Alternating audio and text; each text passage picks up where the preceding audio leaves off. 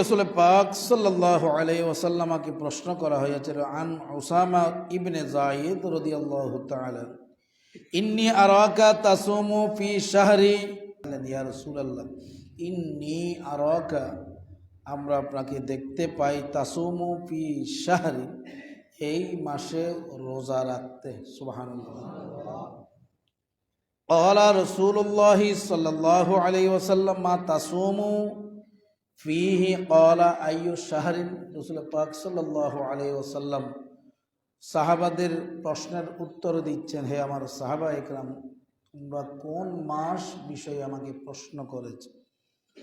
কুলতু শাবান। সুবহানাল্লাহ। ওই সাহাবী হযরত ওসামা ইবনে যায়েদ রাদিয়াল্লাহু তাআলা আনহু বলতেছেন, ইয়া রাসূলুল্লাহ, মাসটা হলো শাবান মাস। কোন মাস বললেন? ক্বালা শাবানু বাইনা রজবি ওয়া শাহরি রমাদান। সুবহানাল্লাহ।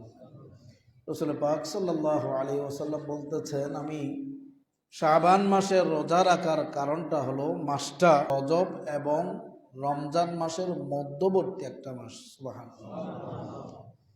যেই মাসের মধ্যে দুইটা মাস যাকে উল্লেখ করা হয়েছে, এই দুইটা মাস ইন্না ইদ্দাতাশ শুহুরি ইনদাল্লাহি 12 শাহরান ফি কিতাবিল্লাহ ইয়াওমা খালাকাস সামাওয়াতি ওয়াল আরদা মিনহা আরবাআতুন হুরুম। রব্বুল আলামিন কুরআনুল কারীমের মাধ্যমে আমাদেরকে বলে দিয়েছেন 12টা মাস আমি বিভক্ত করেছি, তার মধ্যে 4টা মাস আমি আল্লাহর দরবারে বেশি পছন্দনীয়। সুবহানাল্লাহ।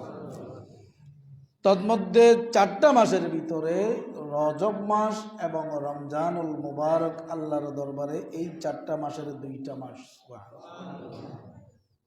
জিলকদ এবং জিলহজ 4টা মাসের ভিতরে এইরকম একটা মুফাসসিরিন ইকরাম আমাদেরকে সিদ্ধান্ত দিয়েছে।